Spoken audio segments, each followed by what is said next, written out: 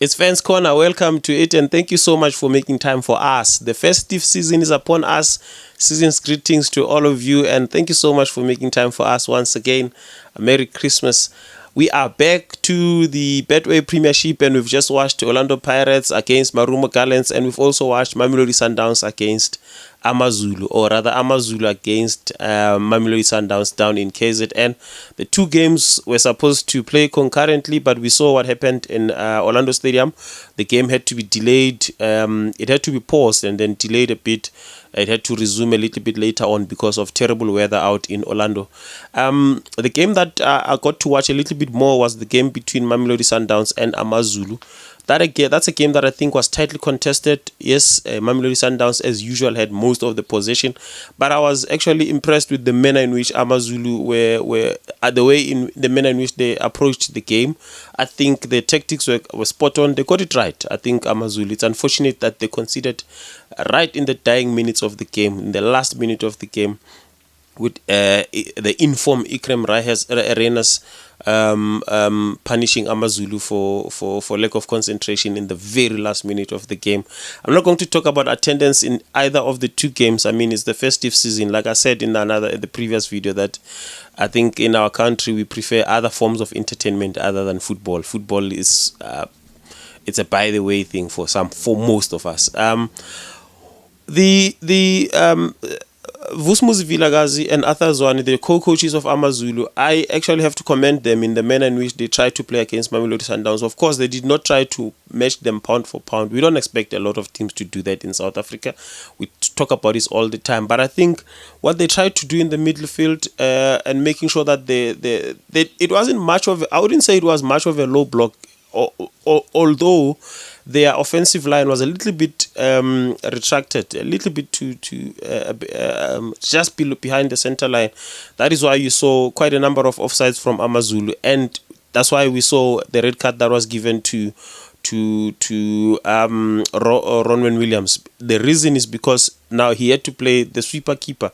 There was no need for his defensive line to stay back there. They were all on the Amazulu side, and Amazulu, what they did, whenever they got the ball, they tried to break it, to skip the middle and put it into the offensive players of Amazulu to try and get those counterattacks without going too many touches in the middle, because they know you're not going to win against Mamelodi Sundowns in the middle. They have a very powerful team right in the middle of the park, so they tried to bypass the middle and get the ball on the other side without playing in the middle.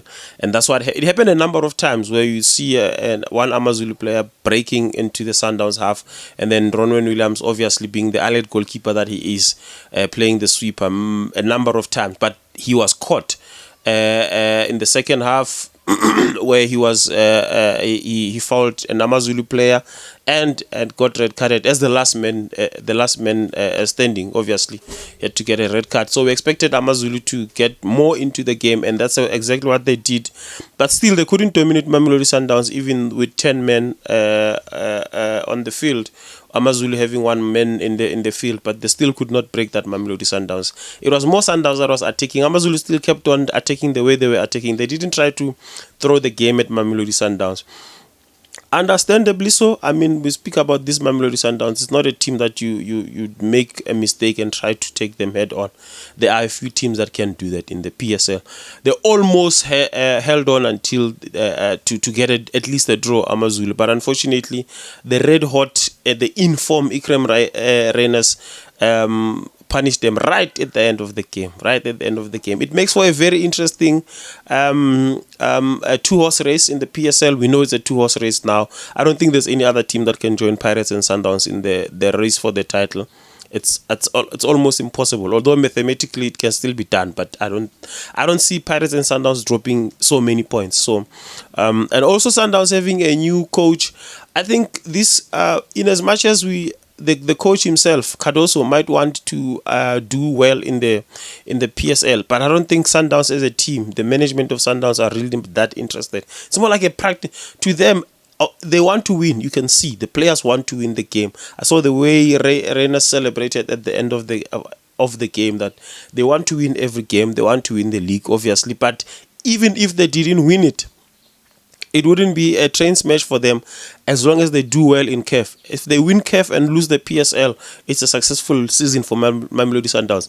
But if they win the league and they don't win CAF, it's not a successful season. Rulani Mukwena was fired for the same reason, winning the league and not winning the Champions League, even after winning the African Football League. So for them, I think it's just a practice league. This league, the PSL, is more of a practice league for Sundowns. That makes them even more dangerous because they don't have much pressure. They're just there enjoying themselves. That's why you see a team that has 10 men on the field being able to win a game.